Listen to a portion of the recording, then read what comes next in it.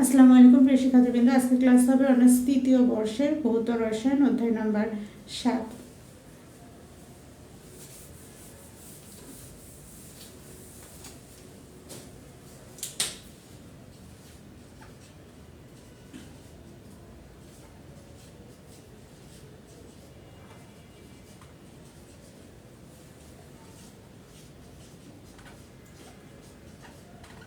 অধ্যায় নাম্বার 7।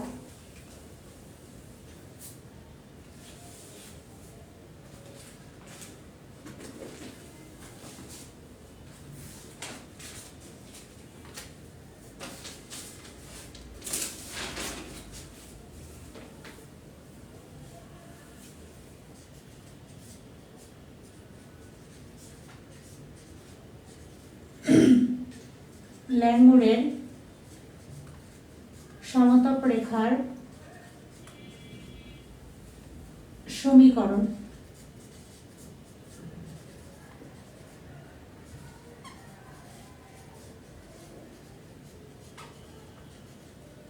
প্রতিপাদন। প্রশ্নটি খুবই ইম্পর্টেন্ট একটা প্রশ্ন পরীক্ষার জন্য।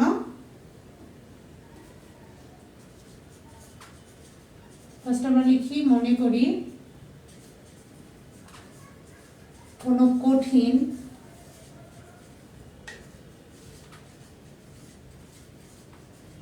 পৃষ্ঠতলের মোট পরিশোষণ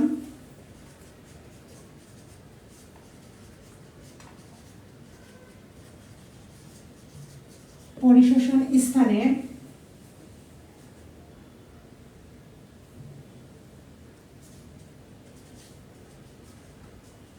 থিটা ভগ্নাংশে পরিশোষণ ঘটেছে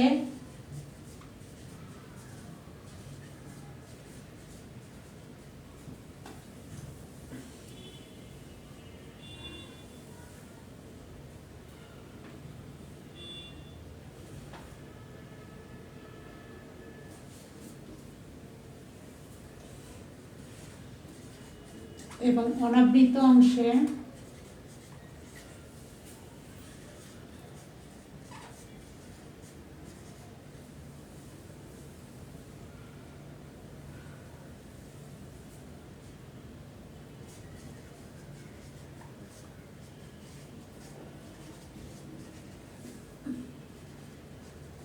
ক্ষেত্রফল 1 - থিটা হলে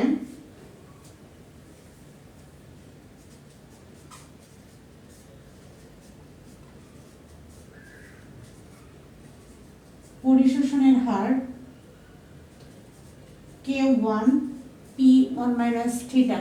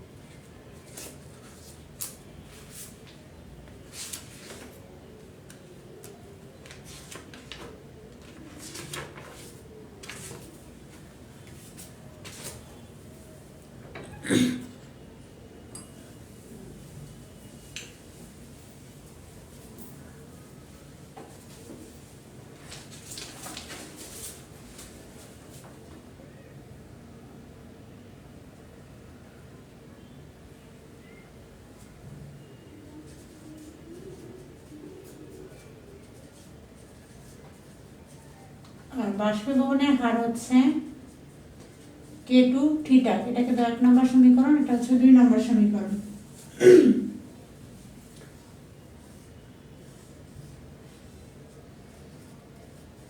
এইগুলো আছে আমাদের গ্যাসীয় অণু অর্থাৎ মুক্ত গ্যাস অণু।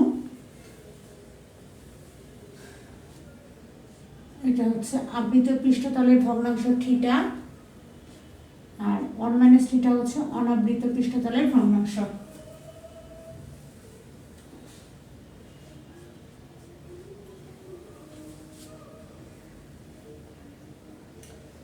এখন দেখো সাম্যাবস্থায় K1P 1 - থিটা ইকুয়াল হচ্ছে K2 থিটা, এরকম theta divided 1 - theta K1 divided K2 P, অর্থাৎ K1 ডিভাইডেড K2 মানে হচ্ছে সাম্যধ্রুবক K, তাহলে এখানে হচ্ছে KP, অর্থাৎ থিটা ডিভাইডেড 1 - থিটা, এটাকে দাও 3 নম্বর সমীকরণ। এখন দেখো 3 নংকে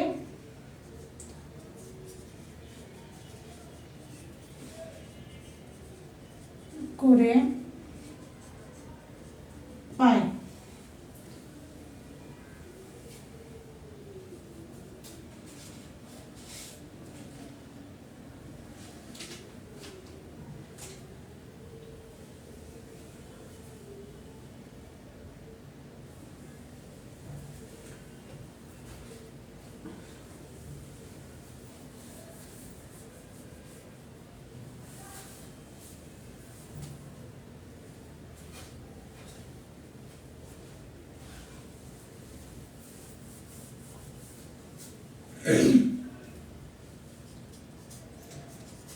K1P গুণ করে দেই, 1 এর সঙ্গে K1P গুণ করলে K1P হয়, থিটার সঙ্গে গুণ করলে হবে K1P থিটা, এদিকে হচ্ছে K2 থিটা।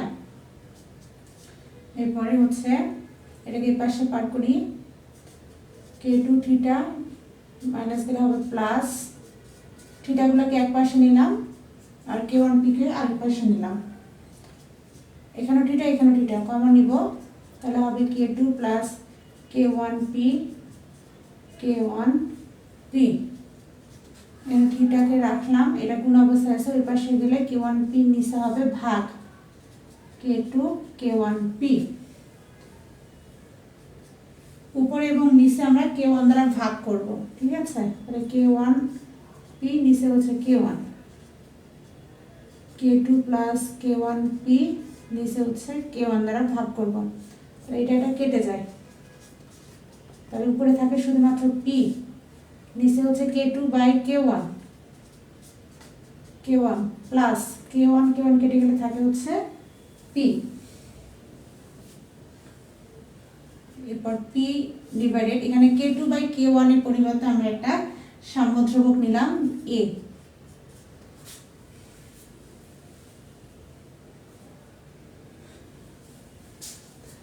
এখন আবার দেখো, আবার ধরি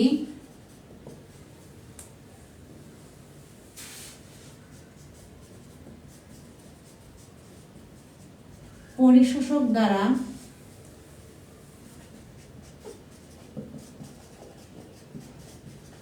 পরিশোষিত অণুর আয়তন V,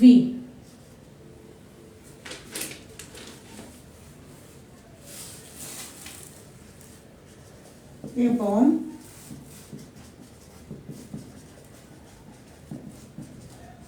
পরিশোষকের উপর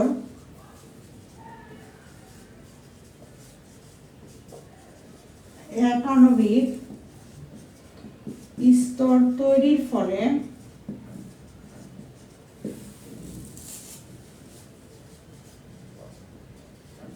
প্রয়োজনীয় গ্যাসের পরিমাণ হচ্ছে Vm, তাহলে অতএব theta equal V divided Vm, তো এটা আমাদের 3 নম্বর সমীকরণ, এটাকে দাও 4 নম্বর সমীকরণ। এখন আমরা যে থিটার মান যেটা পেলাম V ডিভাইডেড Vm, এই মানটা আমরা এখন 3 নম্বর সমীকরণে বসাবো। তাহলে এগুলো মিশে দিচ্ছি।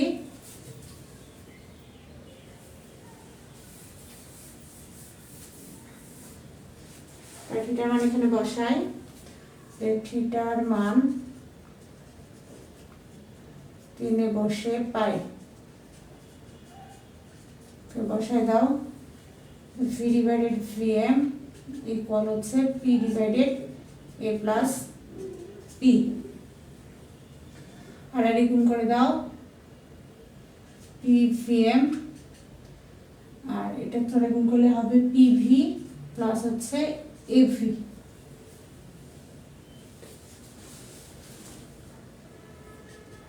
বা P divided V equal V P divided VM plus হচ্ছে এ ডিভাইডেড ভিএম।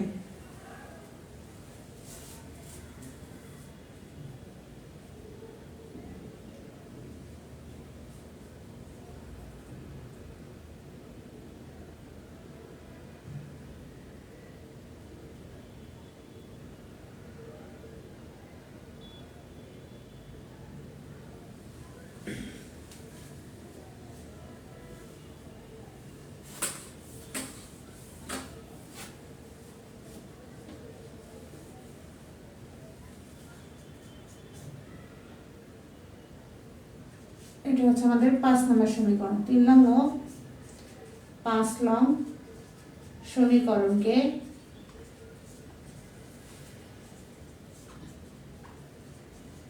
ল্যাংমোর পরিশোষণের সমতাপ রেখার সমীকরণ, রেখার সমীকরণ। তাহলে আমরা কি করলাম দেখো, আরেকবার বুঝাই দিচ্ছি।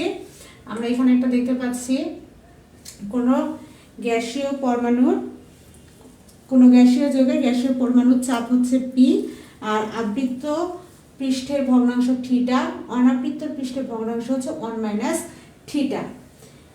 ফলে পরিশোষণের হার হচ্ছে K1 P 1 minus theta, K2 theta হচ্ছে বাষ্পীভবনের হার। সাম্যাবস্থায় আমরা জানি পরিশোষণের হার এবং বাষ্পীভবনের হার পরস্পর হচ্ছে সমানুপাতিক, তাই দুইটা মান বসাই দিব, সেখান থেকে আমরা মান বের করলাম, থিটার একটা মান বের করলাম। এরপরে আমরা ধরে নিয়েছিলাম যে পরিশোষক দ্বারা পরিশোষিত অণুর আয়তন ভি এবং পরিশোষকের উপর এক আণবিক স্তর তৈরির ফলে প্রয়োজনীয় গ্যাসের পরিমাণ হচ্ছে ভিএম। তাহলে theta equal b divided VM, এই থিটার মানটা আমরা 3 নম্বর সমীকরণে বসাই দিলাম। 3 নম্বর সমীকরণ আমরা থিটা ইকুয়াল পি ডিভাইডেড এ প্লাস পি পেয়েছিলাম, তাহলে ওখানে থিটার জায়গায় এটা মান বসালাম। এরপর আর গুণ করলাম এই দিক এই দিক, তাহলে পি ভিএম এর সঙ্গে গুণ হবে, আর ভি এর সঙ্গে গুণ হবে, ভি পির সঙ্গে গুণ হবে, দিয়ে দিলাম। এরপরে আমরা এখানে যে লাইনটা করেছি, এটাতে যদি তোমাদের প্রবলেম হয় তাহলে একটু বোঝার চেষ্টা করো, খেয়াল করো। এই যেখানে ভিএম, এটা পির সঙ্গে গুণ অবস্থায় আছে, তাহলে এটাকে যদি আমরা এই পাশে পার করে দেই তাহলে পিভির নিচেও ভিএম হবে, তাহলে এখানে ভিটা নাই, শুধু এখান থেকে ভিএমটা আমরা এই পাশে পার করে দিলাম, তাহলে পি ভির নিচেও ভিএম, এভির নিচেও কি হবে ভিএম, গুণ আছে, এটা এই পাশে গেলে পিভি প্লাস এভি পুরোটার নিচেই ভিএমটা ভাগ অবস্থা হবে, এরকম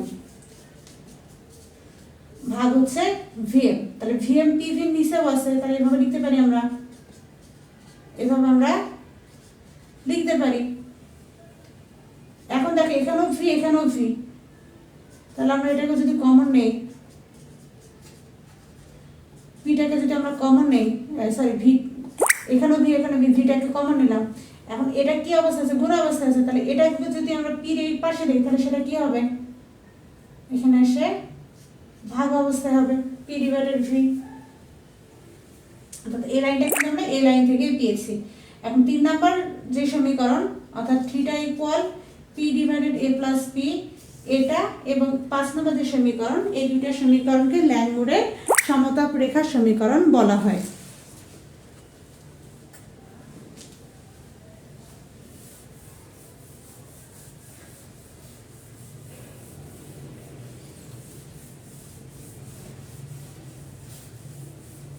এই প্রশ্নটা এই চ্যাপ্টার থেকে খুবই গুরুত্বপূর্ণ একটা প্রশ্ন, ল্যাংমোরের সমতাপ রেখার সমীকরণ।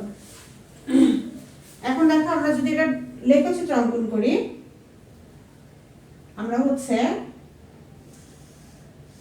একটা লেখচিত্র অঙ্কন করব। এটা হচ্ছে আমাদের গ্রাফ পেপার ধরে নিলাম। এই বরাবর হচ্ছে চাপ আর এই বরাবর হচ্ছে পি ডিভাইডেড ভি।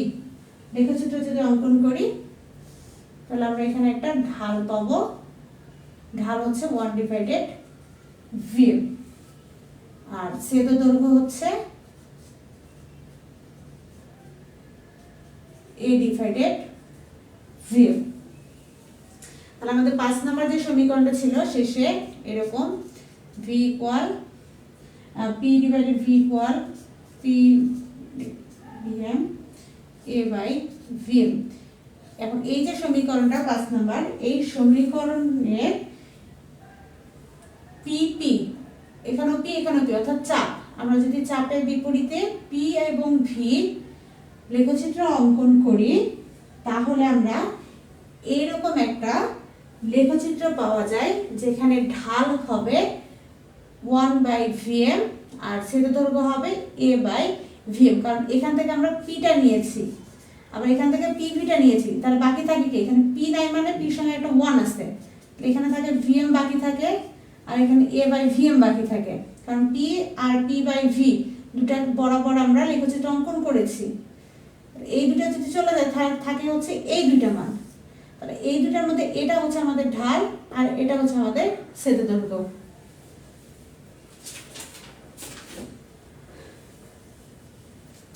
তাহলে সুন্দরভাবে ল্যাংমুরের সমতাপ রেখার সমীকরণটা বের করবে। বের করার পরে তোমরা এই লেখচিত্রটা দিবে, বলবে যে 5 নম্বর সমীকরণে p বনাম p ডিভাইডেড v লেখচিত্র অঙ্কন করলে আমরা নিম্নের লেখচিত্র পাই। তারপরে এই লেখচিত্রটা অঙ্কন করবে। তারপর বলবে এখানে ঢাল হচ্ছে 1 ডিভাইডেড vm, ছেদ দৈর্ঘ্য হচ্ছে a ডিভাইডেড vm। এরপরে হচ্ছে তোমাদের এই ল্যাংমুর সমীকরণের স্বীকার্য। এরপরে হচ্ছে তোমাদের প্রশ্ন আছে সফলতা, সীমাবদ্ধতা প্রশ্ন আছে। এটা মূলত থিওরিক্যাল প্রশ্ন।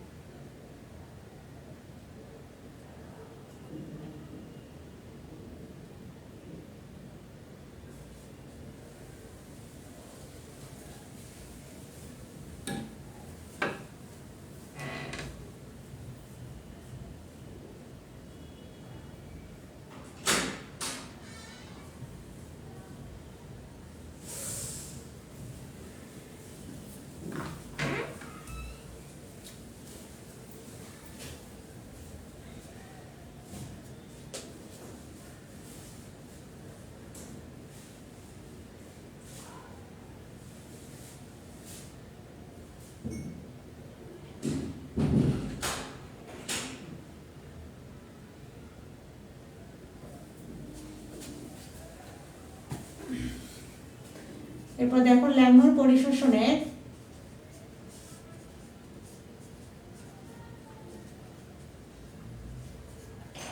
সমতাপ রেখার স্বীকার্য।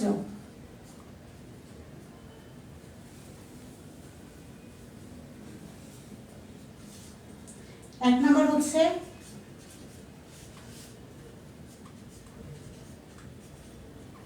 পরিশোষণ স্তরের পুরুত্ব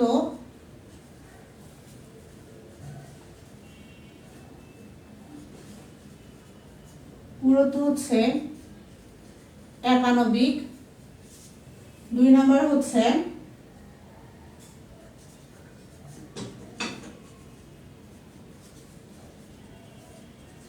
কঠিন পৃষ্ঠতলের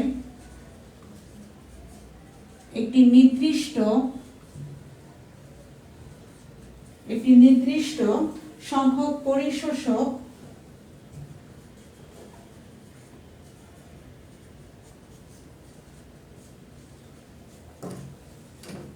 পরিশোষক স্থান আছে। দেন 3 নম্বর হচ্ছে প্রতিটি পরিশোষণ স্থানে প্রতিটি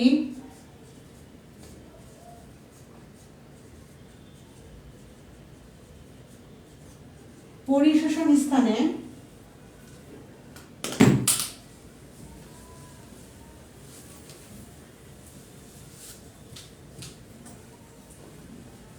একটিমাত্র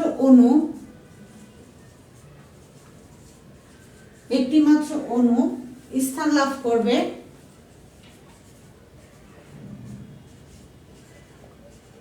এটা কিন্তু পরীক্ষা আসে, ল্যাবরেটরি স্বীকার্য। এটা মাস্টার্সেও আছে, তোমাদের 4th ইয়ার পাবে না, মাস্টার্সে গিয়ে পাবে।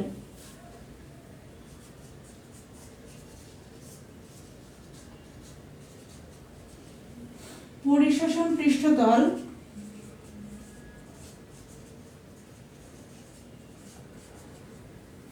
সমতল ও সমসত্ব হবে।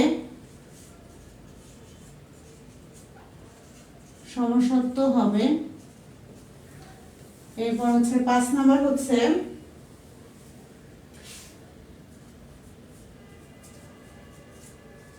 গ্যাসীয় চাপ কম হওয়া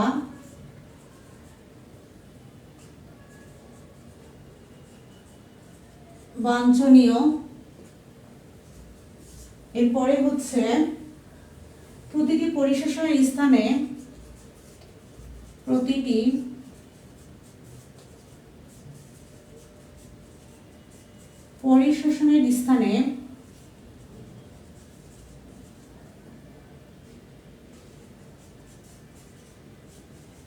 পরিশোষণ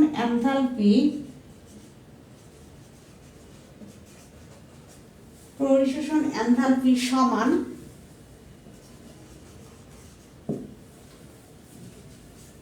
এরপরে হচ্ছে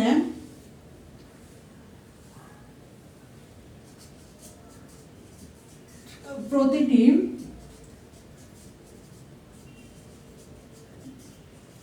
পরিশোষিত অণুর ধর্ম প্রতিটি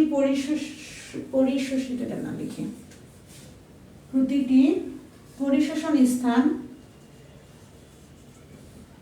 সমান বল ক্ষেত্র বিশিষ্ট।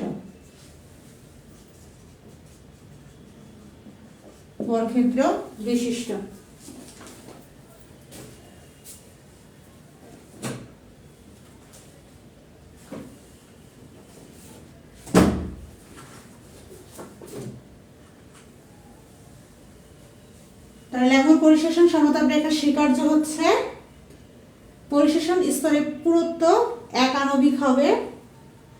কঠিন পৃষ্ঠতলে একটি নির্দিষ্ট সংখ্যক পরিশোষক স্থান থাকবে। মনে করে যে এরকম যদি এটা যদি পৃষ্ঠতল হয়, প্রভাবকের একটা পৃষ্ঠতল, আর এগুলো হচ্ছে এরকম প্রত্যেকটা স্থান দেওয়া আছে, ঠিক আছে। এই যে প্রভাবকের পৃষ্ঠতল, এই স্থানে শুধুমাত্র একটা অণু পরিশোষিত হবে, এখানে অন্য কোনো অণু এসে পরিশোষিত হতে পারবে না। আবার এটার জন্য একটাই। সুতরাং ল্যাঙ্গুয়ের পরিশোষণ সমতাপ রেখা যে স্বীকার্য মূল যেটা বিষয়, এখানে দেখো প্রতিটি পরিশোষণ স্থানে একটি মাত্র অণু স্থান লাভ করবে। একটা প্রভাবক পৃষ্ঠে যতগুলো স্থান থাকবে, প্রত্যেকটা স্থানে একটা স্থানে গিয়ে সবাই ওখানে গিয়ে জড়ো হয়ে সেখানে গিয়ে তারা পরিশোষণ করতে পারবে না। একটা নির্দিষ্ট জায়গায় একটা অণু পরিশোষিত হবে, সেম আরেকটা নির্দিষ্ট জায়গায় আরেকটা অণু পরিশোষিত হবে। কারণ আমরা হচ্ছে ল্যাঙ্গুরের ক্ষেত্রে হেন্সেলউড যে কৌশলটা ছিল, ল্যাঙ্গুরের হেন্সেলউড কৌশলে আমরা জেনেছিলাম যে কোনো প্রভাবক পৃষ্ঠে দুটি পরিশোষিত অণু প্রভাবক পৃষ্ঠ দ্বারা পরিশোষিত হবে। তাহলে এখানে গিয়ে একটা অণু হবে, এখানে আবার একটা, এখানে একটা, এখানে একটা, এখানে একটা, এখানে একটা, এখানে একটা, এই একটাতে গিয়ে সবগুলো কখনোই পরিশোষিত হবে না। এই কারণে এখানে বলা আছে কঠিন পৃষ্ঠতলে একটি নির্দিষ্ট সংখ্যক পরিশোষক স্থান থাকবে। এই যে প্রভাবক পৃষ্ঠ, এই প্রভাবক পৃষ্ঠে একটা একটা করে নির্দিষ্ট সংখ্যক পরিশোষক স্থান থাকবে, আর সেই স্থানগুলোতে একটা করে অণু শুধু স্থান লাভ করবে। এরপরে পরিশোষণ পৃষ্ঠতল, এই যে পৃষ্ঠতলটি, এই পৃষ্ঠতলটি হতে হবে সমতল এবং সমসত্ব। গ্যাসীয় চাপ কম হতে হবে। প্রতিটি পরিশোষণের স্থানে পরিশোষণ এনথালপির মান সমান হতে হবে। প্রতিটি পরিশোষণ স্থান সমান বলক্ষেত্র বিশিষ্ট হতে হবে। এগুলো হচ্ছে ল্যাঙ্গুরের স্বীকার্য। এটা পরীক্ষায় আসার সম্ভাবনা রয়েছে।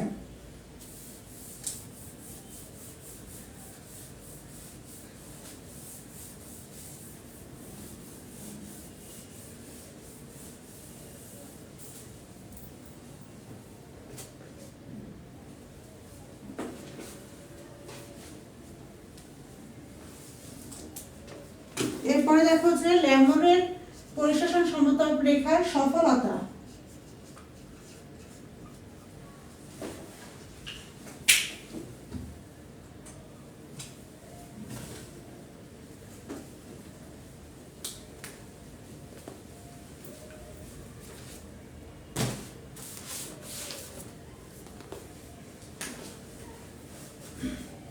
তাহলে সফলতাগুলো আমরা লিখি।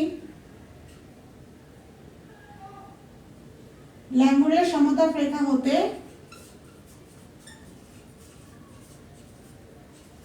ল্যাঙ্গুরের সমতাপ রেখা হতে প্রাপ্ত সমীকরণ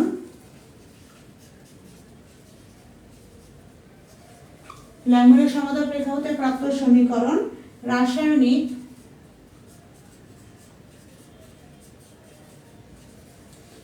পরিশোষণে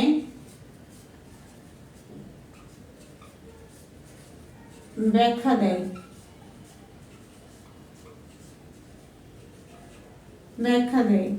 এরপর 2 নম্বর পয়েন্টে লিখবে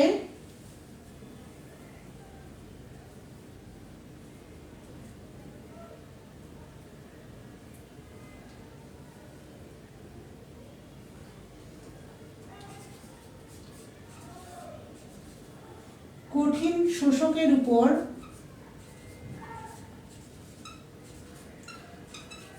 শোষকের উপর গ্যাসের পরিশোষণের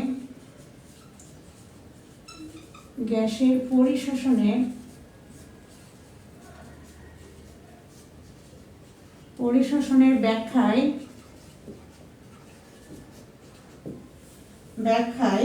ল্যাঙ্গুর তত্ত্ব বেশি সুবিধাজনক।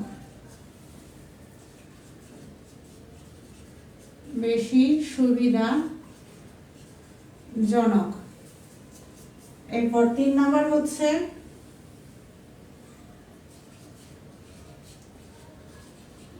এই সমতাপ রেখার সাহায্যে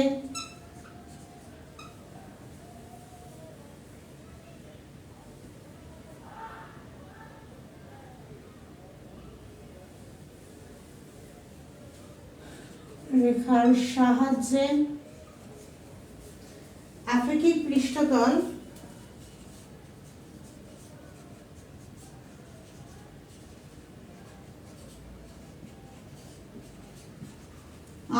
পৃষ্ঠতল ক্ষেত্রফল নির্ণয় করা যায়। নির্ণয় করা যায়। 3 নম্বর যে পয়েন্টটা দেখতে পাচ্ছ, এটার একটা প্রশ্নই আছে যে ল্যাঙ্গুরের সমতাপ রেখার সমীকরণ ব্যবহার করে কিভাবে পৃষ্ঠতলের ক্ষেত্রফল নির্ণয় করা যায়। আমরা এই প্রশ্নটাও সমাধান করব। ওটা প্রশ্ন ইম্পর্টেন্ট রয়েছে। এই চ্যাপ্টার থেকে বেশি গাণিতিক প্রশ্ন নেই, মানে সমীকরণ রিলেটেড বেশি প্রশ্ন নেই, 2-3টা করলেই কমন আসবে। বাকি সবগুলো মোটামুটি থিওরিক্যাল প্রশ্ন রয়েছে। এরপরে হচ্ছে সীমাবদ্ধতা।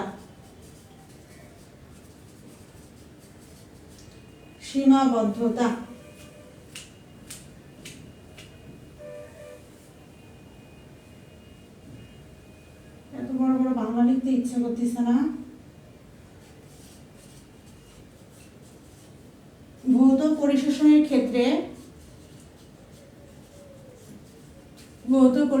ক্ষেত্রে ল্যাঙ্গুর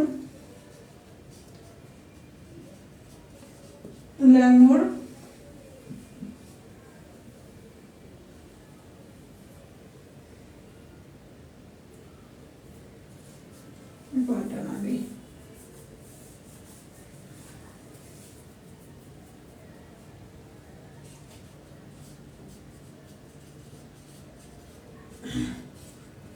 বিজ্ঞানী ল্যামোর ধারণা করেন যে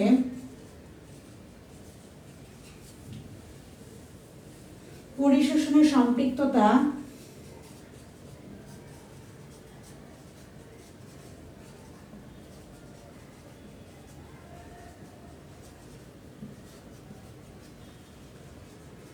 তাপমাত্রার উপর নির্ভর করে না, কিন্তু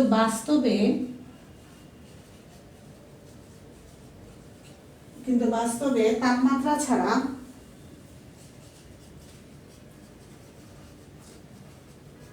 পরিশোষণ সম্ভব নয়।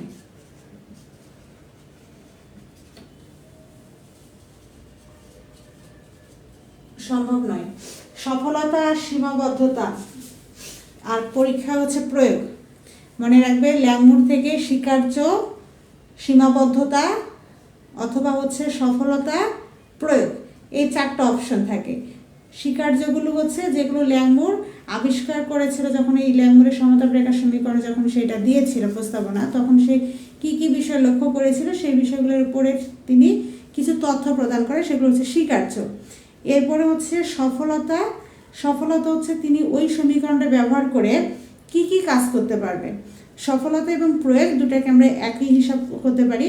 যদি প্রয়োগ থাকে প্রয়োগের সফলতাগুলো দিতে পারো, আর যদি প্রয়োগ না থাকে তাহলে সফলতার পয়েন্টে যেগুলো লিখে দিলাম সেগুলি দিতে পারো।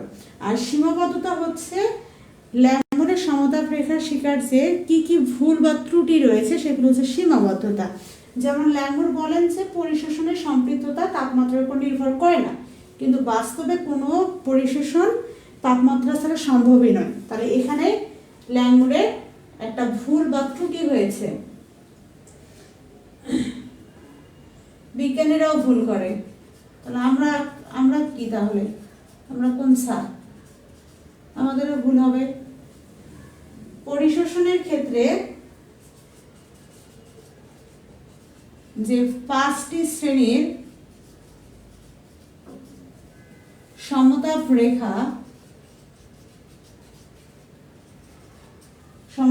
রেখা পাওয়া যায়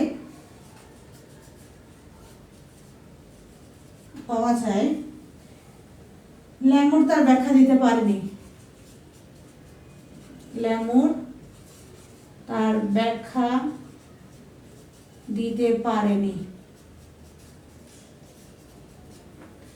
এই যে পয়েন্টটা যেটা দেখতে পাচ্ছ, 5টি শ্রেণীর সমতাপ রেখা, পরীক্ষায় কিন্তু এটা প্রশ্ন আসতে পারে গ বিভাগে, যে 5টি যে সমতাপ রেখা তাদের বর্ণনা করো, সমতাপ রেখা শ্রেণী বর্ণনা করো। এটা আমরা সমাধান করব। আবার এই যে আপেক্ষিক পৃষ্ঠতলের ক্ষেত্রফল, এটাও সমাধান করব। এরপরে হচ্ছে 3 নম্বর পয়েন্ট দিও, যে তোমার জায়গা নেই। 3 নম্বর পয়েন্ট, আমরা হচ্ছে ল্যামোরে যখন স্বীকার্য পেলাম তখন আমরা সেখানে জানলাম যে গ্যাসীয় চাপ কম হওয়া বাঞ্ছনীয়। তাহলে গ্যাসের চাপ কম হতে হবে ল্যামোরের স্বীকার্য অনুযায়ী। তাহলে অবশ্যই উচ্চ চাপের ক্ষেত্রে ল্যামোর স্বীকার্য প্রযোজ্য নয়। তাহলে এই পয়েন্টে দিবে যে উচ্চ চাপে ল্যামোর সমীকরণ প্রায় ব্যর্থ, কারণ ল্যামোর সমীকরণটি নিম্ন চাপের ক্ষেত্রে প্রযোজ্য, উচ্চ চাপের ক্ষেত্রে নয়। এই হচ্ছে সীমাবদ্ধতা। এখন আমরা বড় প্রশ্নে চলে যাব, এটা সলভ করব, পৃষ্ঠতলের ক্ষেত্রফল নির্ণয়।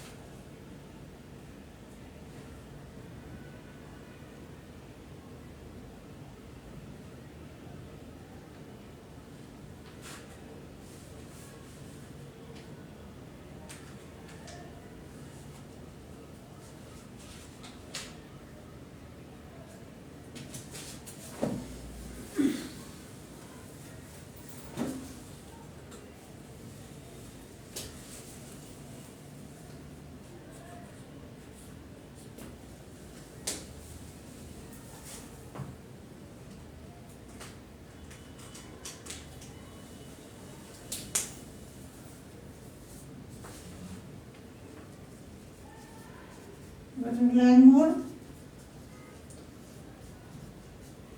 সমতল রেখার সাহায্যে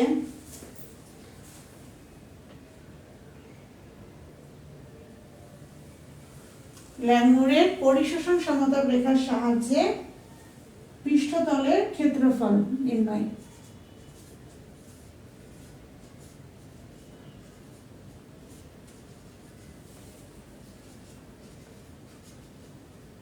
ক্ষেত্রফল নির্ণয়।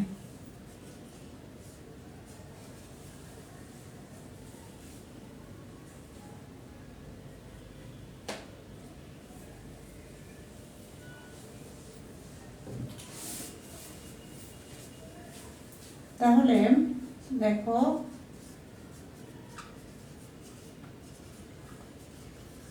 ল্যাংমুর সমতল রেখার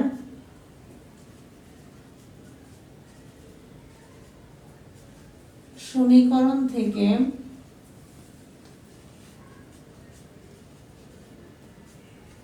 আমরা জানি, আমরা কি জানি, আমরা একটু আগে বের করেছিলাম আর ল্যাংমুরের সমতল রেখার যখন সমীকরণ নির্ণয় করেছিলাম ফার্স্ট প্রশ্ন, তোমরা যারা প্রথম থেকে ক্লাসটা করতেছো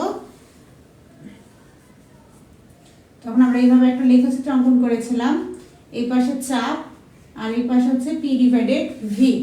তখন একটা লেখচিত্র অঙ্কন করেছিলাম যার হচ্ছে ঢাল পেয়েছিলাম আমরা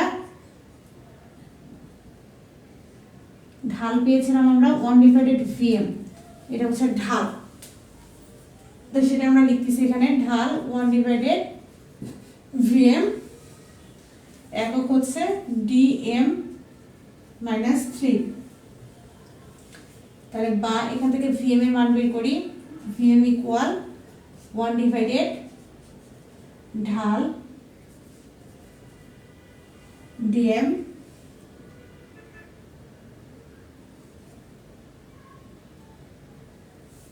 এখন এইটাকে 1/ ঢালটাকে আমরা ধরে নিলাম y, এটাকে ধরলাম হচ্ছে y।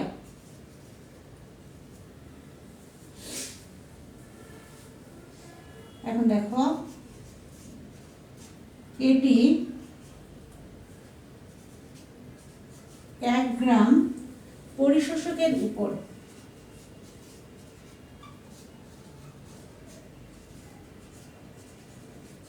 1 গ্রাম পরিশোষকের উপর এক আণবিক স্তর তৈরি এক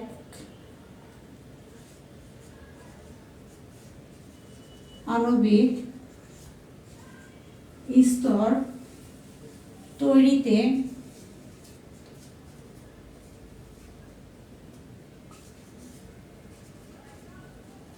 ব্যবহৃত হয়েছে। তাহলে মনে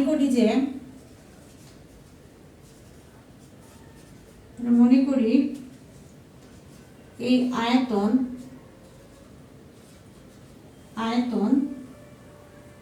STP তে, এই যে YDMQ যেটা বের করলাম আয়তন, এটা হচ্ছে 1 গ্রাম পরিশোষকের উপর এক আণবিক স্তর তৈরিতে অলরেডি ব্যবহৃত হয়েছে।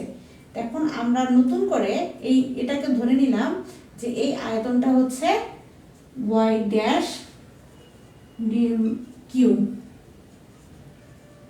হয়। তাহলে এখন Y-DMQ এর উপস্থিতিতে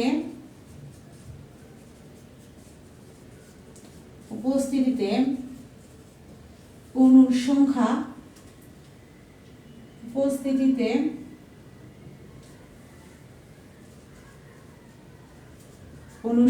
হচ্ছে Y ড্যাশ ডিভাইডেড, যদি STP তাহলে কি হয় 22.4 লিটার গুণন হচ্ছে বড় হাতের N থরি। এখানে দেখো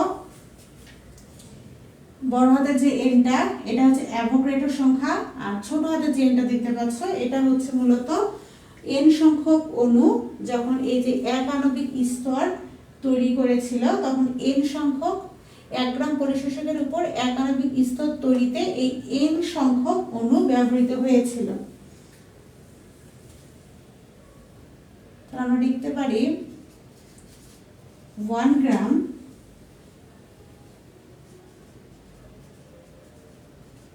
চূর্ণকৃত পরিশোষকের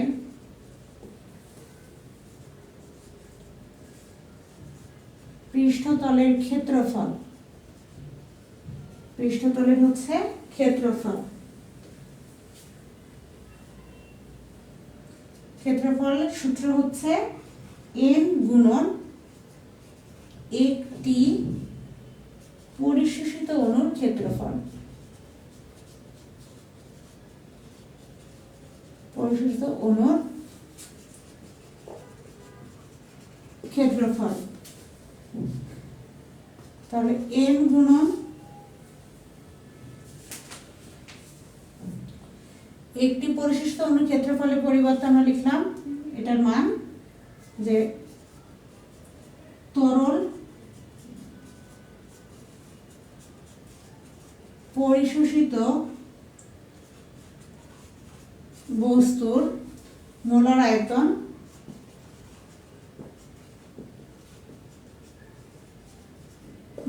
আয়তন ডিভাইডেড হচ্ছে এখানে L, এখানে হচ্ছে 2/3 dm কিউব। তাহলে এরপরে এই লাইনটা লিখতেছি, তাহলে n গুণন তরল পরিশিষ্ট বস্তুর মোলার আয়তন হচ্ছে ধরলাম V1, নিচে আছে হচ্ছে L, ব্র্যাকেট ক্লোজ, পাওয়ার হচ্ছে 2/3 সেন্টিমিটার স্কয়ার, এখানে সেন্টিমিটার স্কয়ার।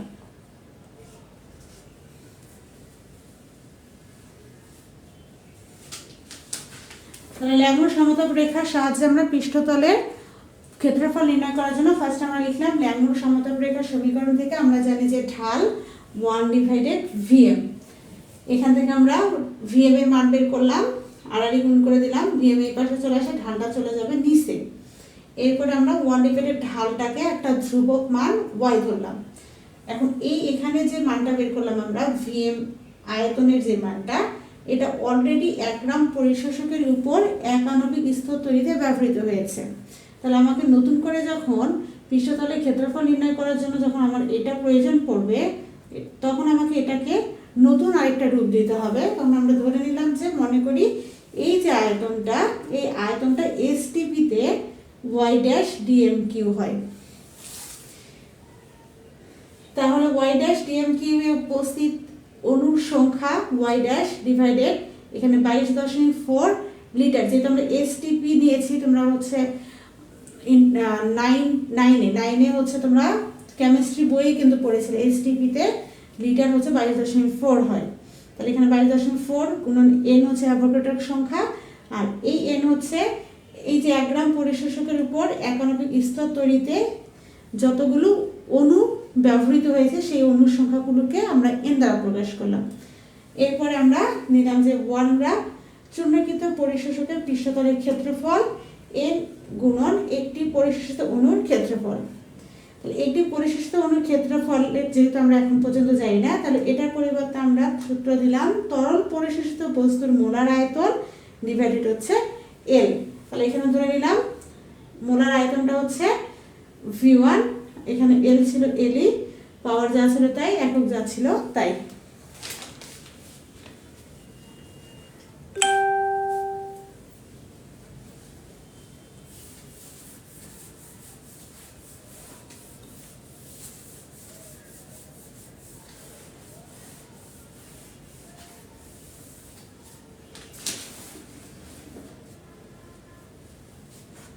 এখন দেখো যদি তরল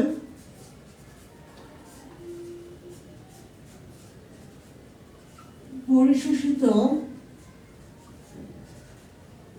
বস্তুর ঘনত্ব ডি গ্রাম সেন্টিমিটার কিউব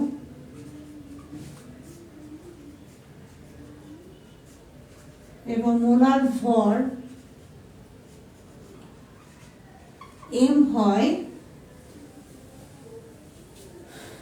তবে আমরা লিখতে পারি V1 ইকুয়াল হচ্ছে M ডিভাইডেড ডি।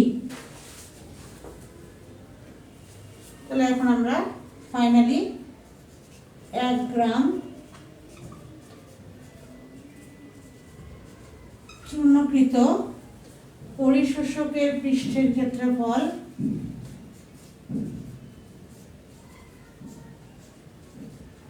পরিশোষক পৃষ্ঠের ক্ষেত্রফল n গুণন V1L ডিভাইডেড ছিল 2/3 সেন্টিমিটার স্কয়ার। এটা আমরা তো আগে বের করেছিলাম সমীকরণটা, এখন এখানে মানটা বসাবো V1 এর, যদি সমীকরণটা আমি মিশে দিয়েছি তাই নতুন করে লিখলাম।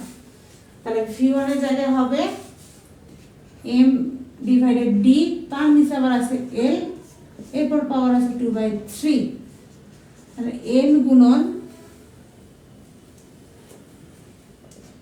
M ডিভাইডেড D গুণন L 2/3।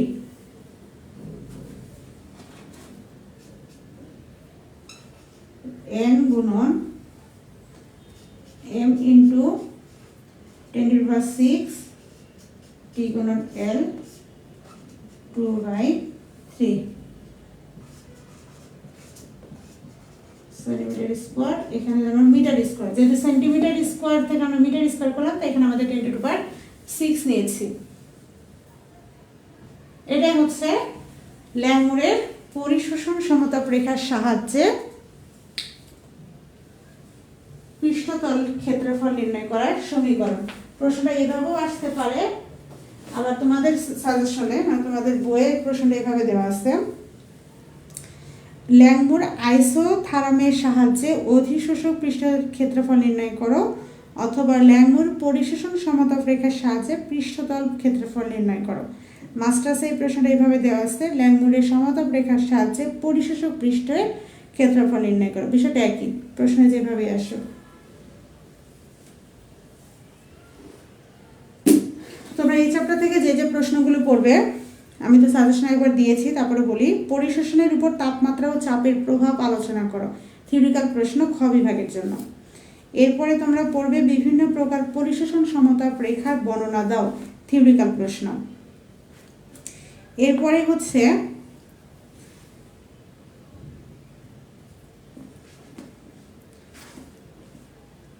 এরপরে পড়বে ল্যাংমুরের পরিশোষণ সমতাপ রেখা প্রযোজ্যতা, সফলতা এবং সীমাবদ্ধতা স্বীকার্য সমূহ লিখো।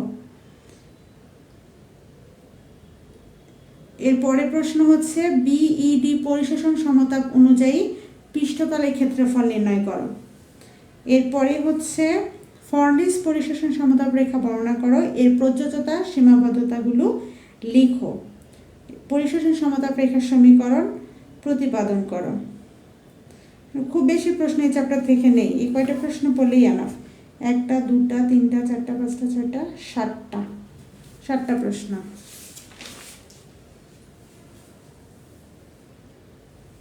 ল্যাংমুরের পরিশোষণ সমতাপ রেখার সমীকরণ প্রতিষ্ঠা করো। কোন কোন ক্ষেত্রে ল্যাংমুর সমতাপ রেখা প্রযোজ্য নয়? প্রশ্নটা যদি এরকম থাকে তো ল্যাংমুরের সমতাপ রেখার সমীকরণ আমি প্রথমে সমাধান করে দিলাম। আর কোন কোন ক্ষেত্রে ল্যাংমুরের সমতাপ রেখা প্রযোজ্য নয় বলতে এখানে বোঝানো হয়েছে ওই যে ল্যাংমুরের যে সীমাবদ্ধতাগুলো লিখে দিয়েছিলাম সেগুলো তোমাদের এখানে দিতে হবে। তাহলে এখন আমরা ল্যাংমুরের বিভিন্ন প্রকার পরিশোষণ সমতাপ রেখা বর্ণনা করব। এটা থিওরিক্যাল প্রশ্ন, লিখতে ইচ্ছে করে না।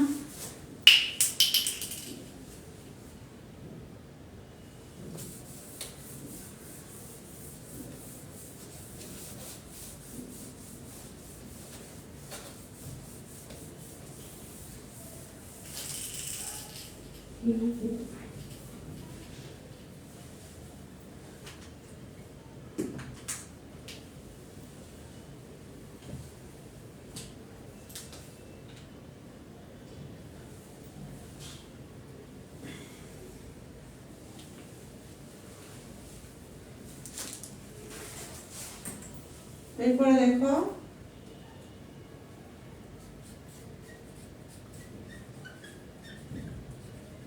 বিভিন্ন প্রকার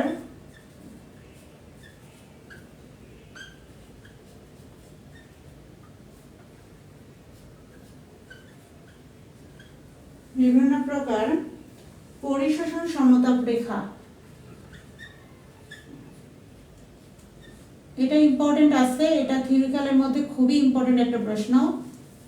অনেক সময় ধরো তোমার পরীক্ষায় প্রশ্ন আসলে এরকম যে ল্যাংমুরের সমতাপ রেখা সমীকরণ উপপাদন করো, কোন কোন ক্ষেত্রে ল্যাংমুর সমীকরণ প্রযোজ্য নয়। কতে দিল, ক বিভাগের খতে দিয়ে দিল এটা যে বিভিন্ন প্রকার পরিশোষণ সমতাপ রেখা বর্ণনা করো। তাহলে সুন্দরভাবে 10 মার্কের একটা প্রশ্ন কমন পাচ্ছ। আবার হচ্ছে এই চ্যাপ্টারের আরেকটা ইম্পর্টেন্ট প্রশ্ন যে পৃষ্ঠের ক্ষেত্রফল নির্ণয়।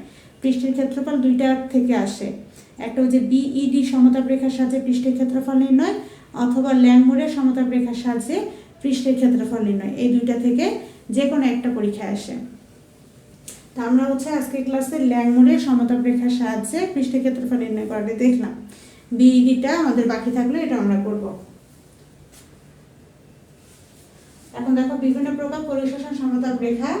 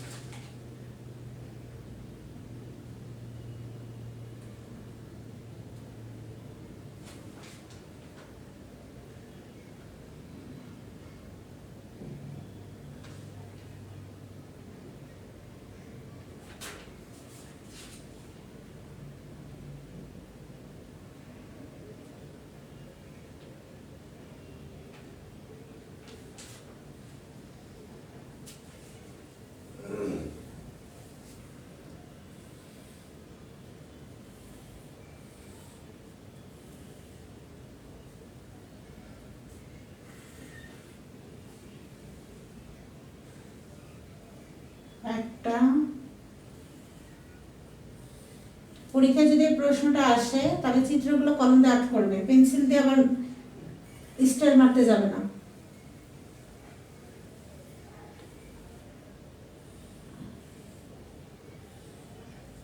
এরপর আরেকটা হচ্ছে এরকম,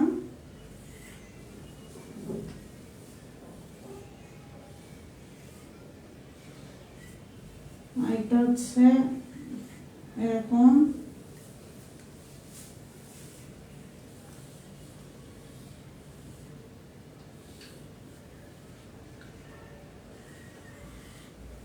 এরকম। তাহলে আমরা যখন ল্যাংমুরের সীমাবদ্ধতা করেছিলাম তখন আমরা পড়েছিলাম যে ল্যাংমুর 5টি সমতাপ রেখার কোনো ব্যাখ্যা প্রদান করতে পারেনি।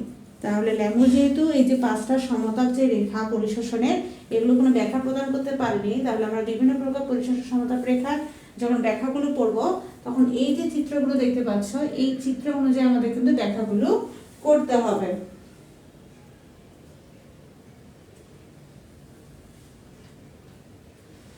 তো যখন তাপমাত্রা স্থির থাকে তো এই স্থির তাপমাত্রায় পরিশোষণ দ্বারা পরিশোষিত বস্তুর পরিমাণের সাথে চাপ, এইদিকে হচ্ছে চাপ আর এইদিকে হচ্ছে পরিশোষণের পরিমাণ। চাপ বা ঘনত্ব ঘনমাত্রা বলা যায়, যে চাপ বা ঘনমাত্রা। তো আমরা চাপটাই ধরলাম যে এই বরাবর হচ্ছে চাপ আর এই বরাবর হচ্ছে পরিশোষণের পরিমাণ। পরিশোষণের পরিমাণ আমি পিপি দিলাম, ঠিক আছে, বুঝে নিও। পথে পরিশোষণ, পথে হচ্ছে পরিমাণ। স্থির তাপমাত্রায় কোন পরিশোষণ দ্বারা পরিশোষিত বস্তুর পরিমাণ বনাম চাপের যদি আমরা লেখচিত্র অঙ্কন করি তাহলে সেই লেখচিত্রে যে কার্ভগুলো পাওয়া যায় সেগুলোকে বলা হয় পরিশোষণ সমতাপ রেখা। প্রথমে আমরা যেটা দেখতে পাচ্ছি, এখানে আমরা দেখতে পাচ্ছি যে চাপ বৃদ্ধি যখন করছি, চাপ যত বৃদ্ধি পাবে রেখাটা তত কি হচ্ছে, এভাবে এভাবে আস্তে আস্তে বৃদ্ধি পাচ্ছে। মানে চাপ বৃদ্ধিতে পরিশোষণের পরিমাণ বৃদ্ধি পাচ্ছে। তবে এক সময় যখন চাপটা বৃদ্ধি পাচ্ছে কিন্তু ওই সময় গিয়ে আবার পরিশোষণের পরিমাণ হঠাৎ করে আবার হ্রাস পাচ্ছে। তোমাকে কিন্তু এই কাজগুলো অর্থাৎ এই লেখচিত্র দেখে বলতে হবে যে যখন চাপ বৃদ্ধি পায় তখন পরিশোষণের পরিমাণও বৃদ্ধি পায়, কিন্তু একটা সময় গিয়ে যতই চাপ বৃদ্ধি পাক না কেন পরিশোষণের পরিমাণ তখন বৃদ্ধি না পেয়ে হ্রাস পেতে থাকে।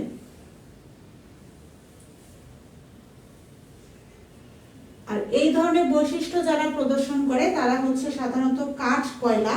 আমরা যদি কোনো কাঠ কয়লার উপর 0 থেকে 195 ডিগ্রি সেলসিয়াস তাপমাত্রায় নাইট্রোজেনের পরিশোষণ করে থাকি, তাহলে আমরা দেখতে পাবো যে নাইট্রোজেনের পরিমাণ চাপ বৃদ্ধির সাথে সাথে বৃদ্ধি পাবে, কিন্তু একটা সময় গিয়ে যতই চাপ বৃদ্ধি পাক না কেন নাইট্রোজেনের পরিশোষণের পরিমাণ আর বৃদ্ধি পাবে না। তখন এই নাইট্রোজেনের পরিশোষণ সমতাপ রেখার কার্ভটা হবে সম্পূর্ণ এই কার্ভের মতো।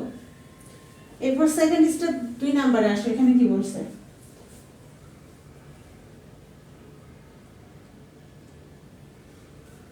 এই 2 নম্বর পরিশোষণগুলো সাধারণত সেই সকল পরিশোষণ পদার্থের ক্ষেত্রে ঘটে যারা একাণবিক সৃষ্টির পরে বহু আণবিক পরিশোষণ স্তর সৃষ্টি করে তাদের ক্ষেত্রে।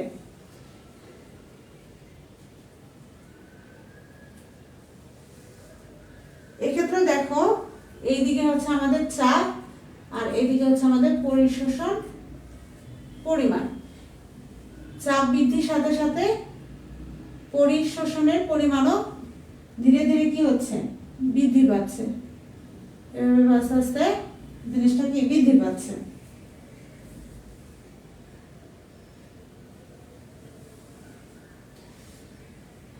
আর এই ধরনের পরিশোষণ সমতাপ রেখা প্রদর্শন করে ঠিক এই নাইট্রোজেনই, কিন্তু এই ক্ষেত্রে ছিল কাঠ কয়লার উপর নাইট্রোজেনের পরিশোষণ পরিমাণ চাপের সাথে।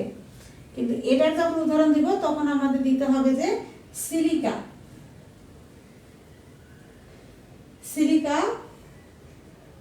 জেলের উপর যখন আমরা নাইট্রোজেনের চাপের সাপেক্ষে পরিশোষণের পরিমাণ বের করব তখন আমরা দেখতে পাবো সেম একইভাবে আগেরটার মতোই চাপ যত বৃদ্ধি পাবে সমতাপ রেখাও তত বৃদ্ধি পাবে। কিন্তু এটার ক্ষেত্রে কি ছিল? বৃদ্ধি পেয়েছিল, কিন্তু একটা সময়কে যতই চাপ বৃদ্ধি পায় এর মান আর বৃদ্ধি পায় না, তখন এভাবে থেমে যায়। কিন্তু এটার ক্ষেত্রে কি? চাপ যত বৃদ্ধি পাবে পরিশোষণের মানও তত বৃদ্ধি পাবে, থেমে যাওয়ার কোনো ব্যাপার নেই। এরপর হচ্ছে 3 নম্বরে, এটাতে দেখো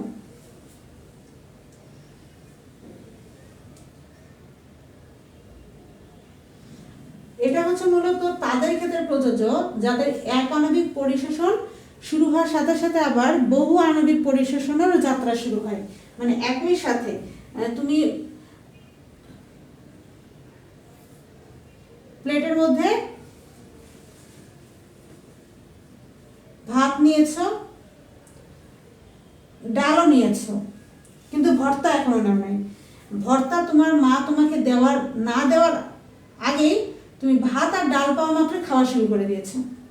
বিষয়টা হচ্ছে এরকম যে এখানে একাণবিক পরিশোষণ শুরু হওয়ার সাথে সাথেই বহু আণবিক পরিশোষণও শুরু হয়, দুটোই একসঙ্গে কাজ করে।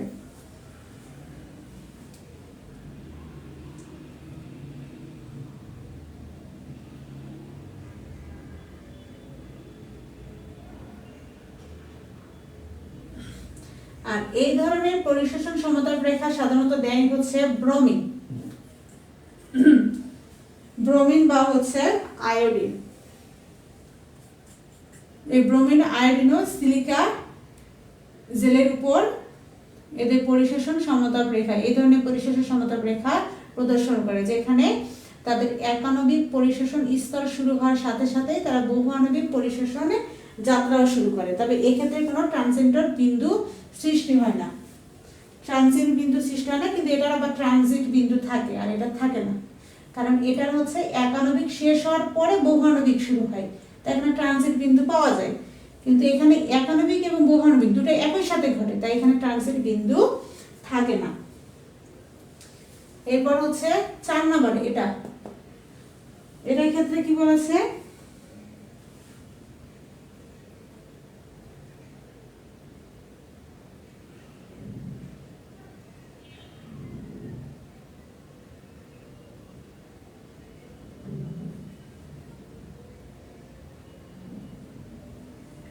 এটা সাধারণত তারা প্রদর্শন করে যাদের বহু আণবিক স্তরে পরিশোষণ ঘটার সাথে সাথে শোষকের যে পৃষ্ঠতলে যে কৈশিক নালীগুলো থাকে সেই কৈশিক নলে আবার ঘনীভবনের মাধ্যমে পরিশোষণের সম্ভাবনা রয়েছে, তাদের ক্ষেত্রে সাধারণত এই 4 নম্বর পরিশোষণ সমতাপ রেখা প্রযোজ্য। মানে এখানে বহু আণবিক স্তরে পরিশোষণও যেমন ঘটে, আবার পরিশোষক পৃষ্ঠের যে কৌশিক নলে সেখানে আবার ঘনীভবনও সৃষ্টি হয়।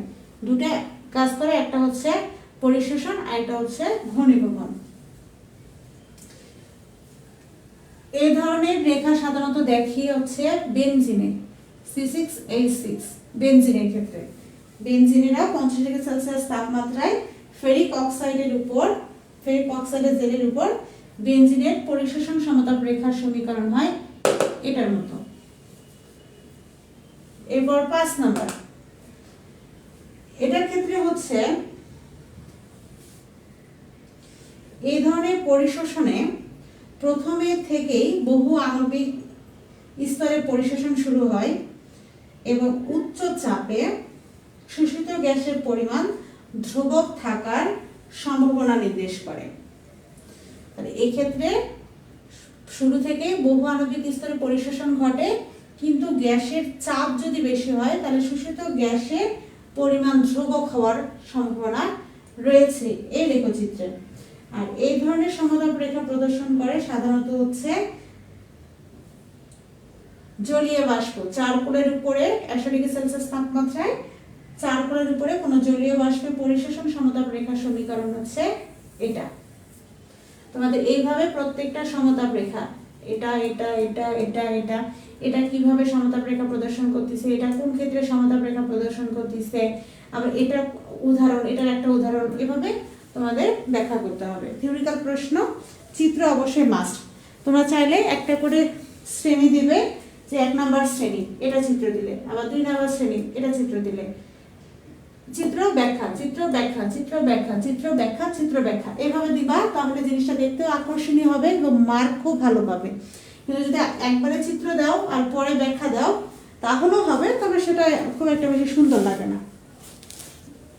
তোমরা একটা করে চিত্র একটা করে ব্যাখ্যা দিবে, দেখতেও সুন্দর লাগবে, আর যখন পরীক্ষক খাতা দেখবে তখন তারা সুন্দরভাবে, ধরো তুমি এই পৃষ্ঠায় চিত্রগুলো আর্ট করছো, এবার তুমি ভাষাগুলো লিখতেছো, ব্যাখ্যা লিখতেছো, তারপর পেজ উল্টালে অপর পেজে লিখলে, তখন কিন্তু শিক্ষকের বা পরীক্ষকের দেখতে অসুবিধা হবে, বারবার পাতা উল্টে উল্টে দেখানো।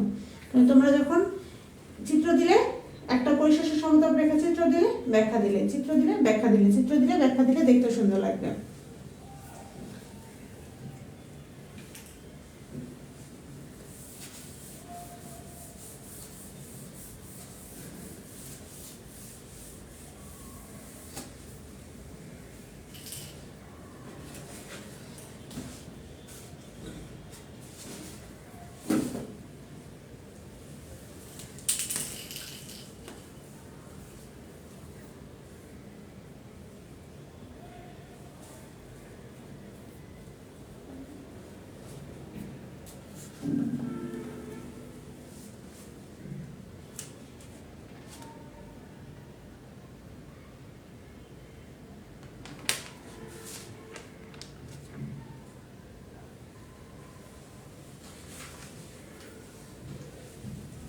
এরপরের প্রশ্ন দেখো,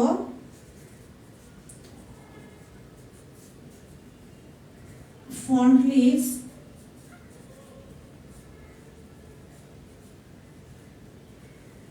পরিশোষণ সমতাপ রেখা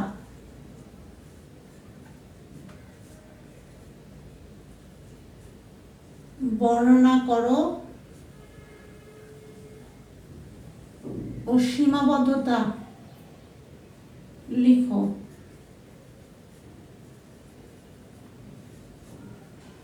তাহলে ফন্ট লিস্ট পরিশোষণ সমতাপ রেখা বর্ণনা করো, সীমাবদ্ধতা লিখো। 2020 সালের প্রশ্ন এটা।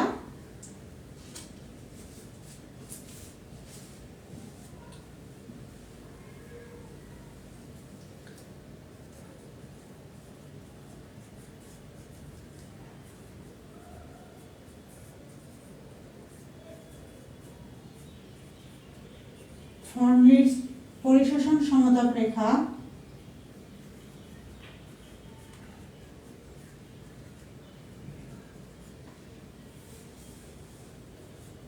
x divided m kp 1 divided x এখানে হচ্ছে x হচ্ছে পরিশোষণের পরিমাণ, m হচ্ছে পরিশোষণের ভর, p হচ্ছে গ্যাসের চাপ, আর k এবং k হচ্ছে একটি ধ্রুবক।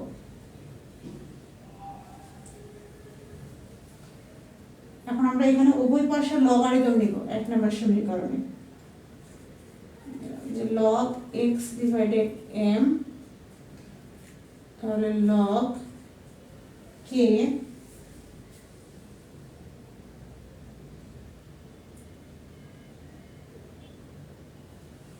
এখানে n ছিল n,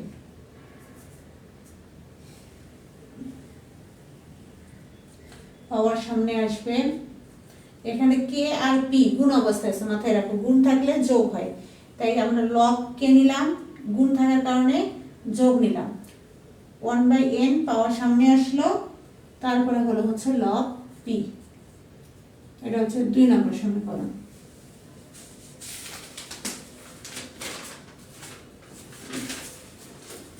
এই জায়গাটা ভুল দেওয়া ছিল, x দেওয়া ছিল, ঠিক আছে? সাজেশন বা বই যদি x থাকে তাহলে n করে নেবে। আমাদের শুধু প্রশ্ন পড়ছে সমতাপ রেখাটা বর্ণনা করতে হবে, সমতাপ রেখা প্রতিপাদন করতে বলে নাই, তাই আমরা একদম সরাসরি সমতাপ রেখা সমীকরণটা লিখলাম। এরপরে হচ্ছে এই সমতাপ রেখা সমীকরণ থেকে আমরা কি কি তথ্য পাবো সেটা বর্ণনা করব, লেখচিত্র আর কি। তাহলে দেখো আমরা যদি লেখচিত্র অঙ্কন করি,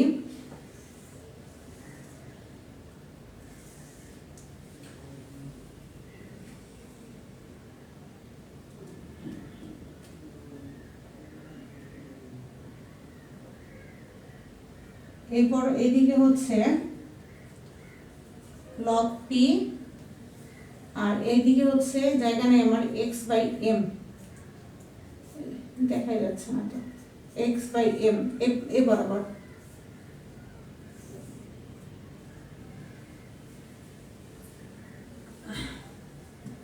এই যে সমীকরণটা দেখতে পাচ্ছ, এই সমীকরণ অনুসারে আমরা যদি log x/m বনাম হচ্ছে log p লেখচিত্র অঙ্কন করি, তাহলে একটি সরলরেখা পাওয়া যাবে যার ঢাল হবে হচ্ছে 1/n। কিন্তু বাস্তব ক্ষেত্রে দেখা যায় যে log x/m বনাম log p লেখচিত্র নিম্ন চাপের দিকে সঠিক ফলাফল প্রদর্শন করে। চাপ বাড়ার সাথে সাথে সরলরেখাটি চাপ অক্ষের দিকে ঝুঁকে পড়ে।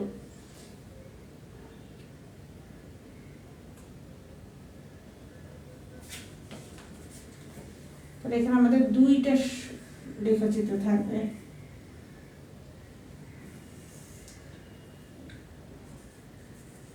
ঢাল x/m,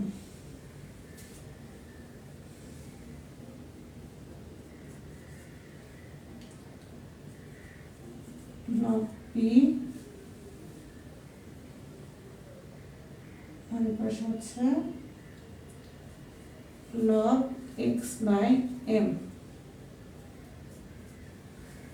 আচ্ছা, এখন দেখো আমাদের দুইটা লেখচিত্র বর্ণনা দেখো। 2 নম্বর সমীকরণে আমরা যদি log x/m বনাম log p লেখচিত্র অঙ্কন করি, তাহলে এখানে একটি সরলরেখা পাওয়া যাবে যার ঢাল হবে 1/n। কিন্তু বাস্তবে যদি আমরা দেখা যায় চাপ বনাম x/m এর যদি লেখচিত্র অঙ্কন করি, তাহলে নিম্ন চাপের দিকে লেখচিত্র অঙ্কন করি, তাহলে চাপ বাড়ার সাথে যত চাপ বৃদ্ধি পাবে, চাপ যত বৃদ্ধি পাওয়ার সাথে সাথে সরলরেখাটি চাপ অক্ষের দিকে ঝুঁকে পড়বে। দেখ মনে হচ্ছে কি সরলরেখাটা চাপের দিকে এভাবে আছে, এইভাবে ঝুঁকে পড়তেছে। তাহলে আমার নিচে যদি চাপ থাকে তাহলে আমি কার দিকে ঝুঁকে পড়তেছি? চাপের দিকে ঝুঁকে পড়তেছি। তো এটাই বোঝাচ্ছে যে এই সমীকরণ অনুযায়ী যদি লেখচিত্র অঙ্কন করি তাহলে একটা সরলরেখা পাবো যার ঢাল হচ্ছে 1/n। কিন্তু বাস্তব ক্ষেত্রে যদি আমরা p বনাম x/m এর লেখচিত্র অঙ্কন করি, তাহলে দেখবো যে যত চাপ বৃদ্ধি পাবে ততই সরলরেখাটি চাপের দিকে ঝুঁকে পড়বে। ফর্ণের পরিশেষে সমতাপ রেখা দ্বারা বোঝানো হয়, যদি আমরা ফর্ণের সমতাপ রেখা সমীকরণ অনুযায়ী তাদের লেখচিত্র অঙ্কন করি, তাহলে চাপ বৃদ্ধির সাথে সাথে সরলরেখা পাবো যার ঢাল হচ্ছে 1/m, কিন্তু বাস্তব ক্ষেত্রে যদি আমরা চাপ বনাম x/m এর লেখচিত্র অঙ্কন করি, তাহলে চাপ বৃদ্ধির সাথে সাথে সরলরেখাটি চাপের দিকেই ঝুঁকে পড়ে। এরপরে হচ্ছে তার সীমাবদ্ধতা।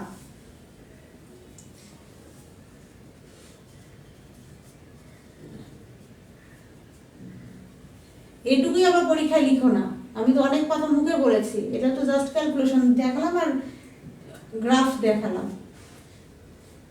ভাষাগুলো তোমরা অবশ্যই বই বা সাজেশনেই পাবে, সেখান থেকে অ্যাড করবে। এখন সীমাবদ্ধতা দেখো,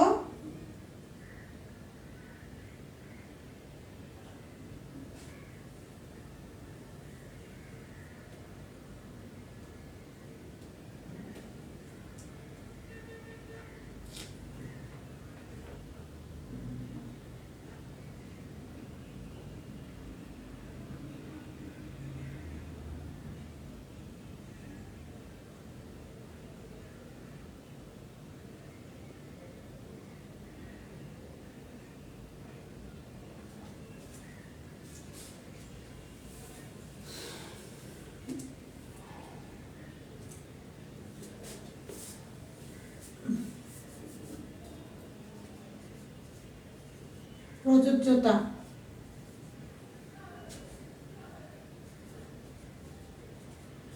প্রযোজ্যতা সীমাবদ্ধতা এক না।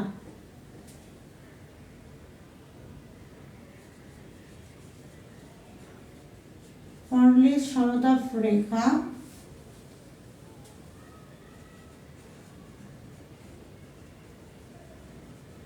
শুধুমাত্র চাপের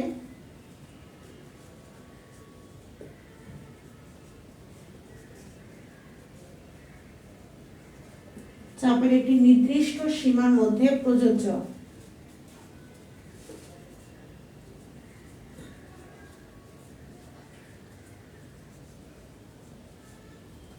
এরপর 2 নাম্বার হচ্ছে, এই সমীকরণে ব্যবহৃত ধ্রুবক হচ্ছে আমাদের কে আর এন। এই যে ধ্রুবক কই গেল, এই যে কে আর এন, এই দুইটা ধ্রুবকের তাপমাত্রা এর মান হচ্ছে, তাপমাত্রা ও সিস্টেমের প্রকৃতির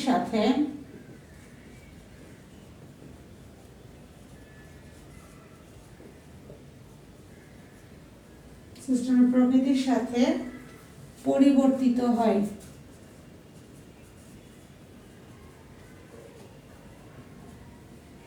জায়গা নেই, এখানে লিখতেছি 3 নাম্বার।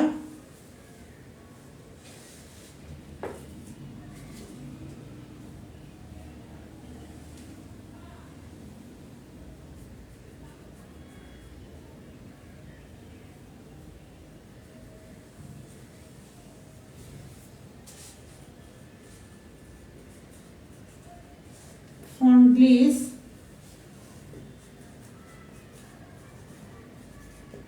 সমীকরণ একটি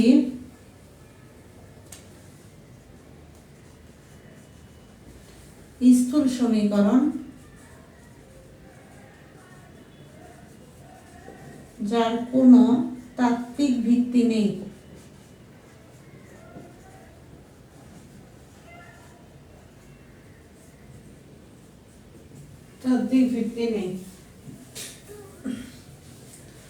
ফর্নলিস পরিশেষে সমতাপ রেখার সীমাবদ্ধতাগুলো আমি তোমাদের টাইপিং করে দিব।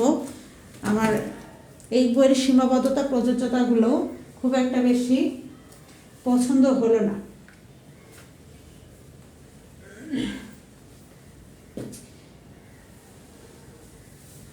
তোমাদের এই থার্ড ইয়ারের ক্ষেত্রে অধ্যায় নাম্বার 7-এর ল্যাংমোরের স্বীকার্য সমীকরণ, সীমাবদ্ধতা, প্রযোজ্যতা, ল্যাংমোরের সমতাপ রেখা সমীকরণ, এই টপিকগুলি বেশি ইম্পর্টেন্ট। মাস্টার্সে গিয়ে তোমাদের ফর্নলিসটা লাগবে। মাস্টার্সে গিয়ে তোমরা এই ফর্নলিস ও ল্যাঙ্গুরের পরিশোষণের মৌলিক পার্থক্য, এই ধরনের একটা প্রশ্ন পাবে। আবার ফর্নলেস পরিশোষণ সমতাপ রেখা, ল্যাঙ্গুরের পরিশোষণ সমতাপ রেখার একটি বিশেষ রূপ মাত্র প্রমাণ করো। এই রিলেটেড প্রশ্নগুলোকে আবার মাস্টার্সে পাবে। তোমাদের জন্য ইম্পর্টেন্ট হচ্ছে ল্যাঙ্গুরের সমতাপ রেখার সমীকরণ, ল্যাঙ্গুরের স্বীকার্য, ল্যাঙ্গুরের সীমাবদ্ধতা, ল্যাঙ্গুরের প্রযোজ্যতা, ল্যাঙ্গুরের সমতাপ রেখার সমীকরণের সাহায্যে পৃষ্ঠতলের ক্ষেত্রফল নির্ণয়, বিইডির সাহায্যে পৃষ্ঠতলের ক্ষেত্রফল নির্ণয়। এরপরে হচ্ছে বিভিন্ন সমতাপ রেখার, যেগুলো আমরা ব্যাখ্যা করলাম, বিভিন্ন সমতাপ রেখার শ্রেণীগুলো ব্যাখ্যা করো। এরপরে হচ্ছে একটা ছোট প্রশ্নটা ছিল কি জানো,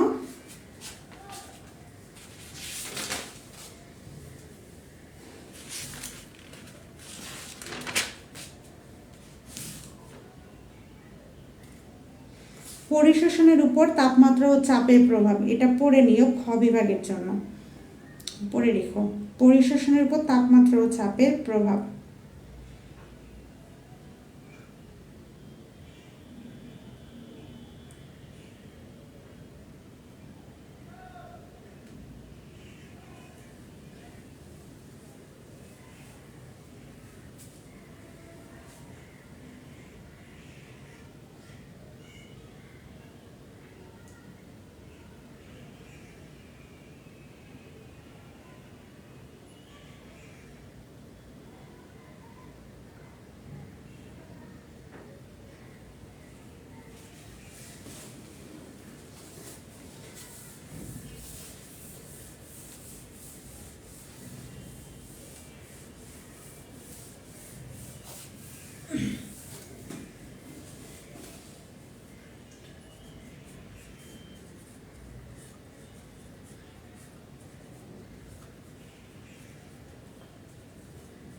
পরিশোষণের উপর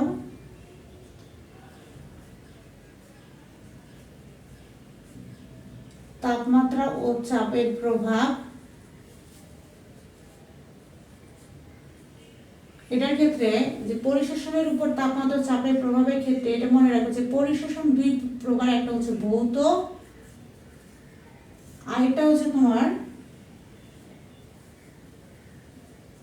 রাসায়নিক। একটা ভৌত পরিশোষণ, আরেকটা হচ্ছে রাসায়নিক পরিশোষণ। যখন তুমি পরিশোষণের উপর তাপমাত্রা এবং চাপের প্রভাব ব্যাখ্যা করবে, তখন তোমাকে লাসাতিয়ার নীতি অনুসারে ভৌত পরিশোষণের ক্ষেত্রেও তাপমাত্রা চাপের প্রভাব ব্যাখ্যা করতে হবে, রাসায়নিকের ক্ষেত্রে তাপমাত্রা চাপের প্রভাব ব্যাখ্যা করতে হবে। আমি জাস্ট এমনি বুঝাই দিচ্ছি। দেখো, যখন হচ্ছে তোমরা ভৌত পরিশোষণের উপর তাপমাত্রার প্রভাব ব্যাখ্যা করবে, তখন বলতে হবে যে ভৌত পরিশোষণ একটি তাপ উৎপাদী প্রক্রিয়া। সাধারণত নিম্ন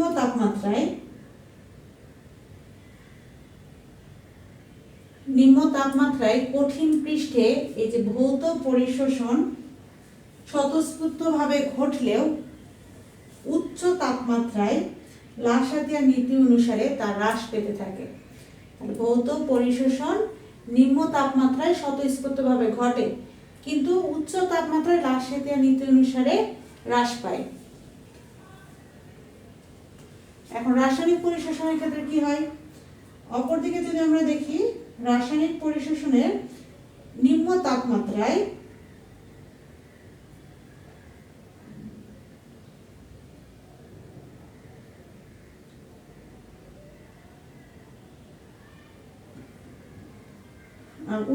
নিম্ন তাপমাত্রার ক্ষেত্রে এটা ঘটে না। তাহলে উচ্চ তাপমাত্রার ক্ষেত্রে রাসায়নিক পরিশোষণের হারও ধীরে ধীরে লাসাতিয়ার নীতি অনুসারে হ্রাস পেতে থাকে। যত আমরা তাপমাত্রা বৃদ্ধি করব, এটি নির্দিষ্ট মাত্রা পর্যন্ত বাড়তে থাকে, তারপর ক্রমান্বয়ে রাসায়নিক পরিশোষণের হ্রাস পেতে থাকে। তাহলে পরিশোষণের উপর তাপমাত্রার প্রভাব ব্যাখ্যা করার সময় আমরা ভৌত পরিশোষণের ক্ষেত্রে উচ্চচাপ নিম্নচাপ, আবার রাসায়নিক পরিশোষণের ক্ষেত্রে নিম্নচাপ উচ্চচাপের প্রভাবে তাপমাত্রার কি পরিবর্তন হয় সেটা ব্যাখ্যা করব। এরপর হচ্ছে চাপের প্রভাবের ক্ষেত্রে লাসাতিয়ার নীতি অনুসারে যদি চাপ বৃদ্ধি করা হয়, তাহলে পরিশোষণের মাত্রা বৃদ্ধি পায় ভৌত পরিশোষণের ক্ষেত্রে।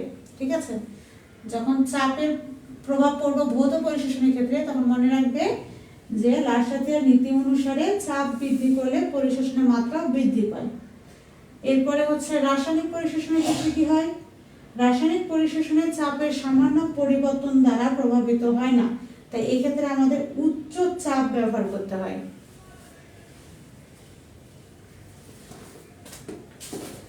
তোমরা এটার একটা পার্থক্য অবশ্যই এই চ্যাপ্টারে একটু পড়ে রাখিও, জাস্ট চোখে দেখে নিবা। ভৌত পরিশোষণ আর রাসায়নিক পরিশোষণের মধ্যে পার্থক্য, ওই পার্থক্যটা পড়লে ওটা তোমরা আবার এই প্রশ্নের জন্য ঢুকে দিতে পারবে।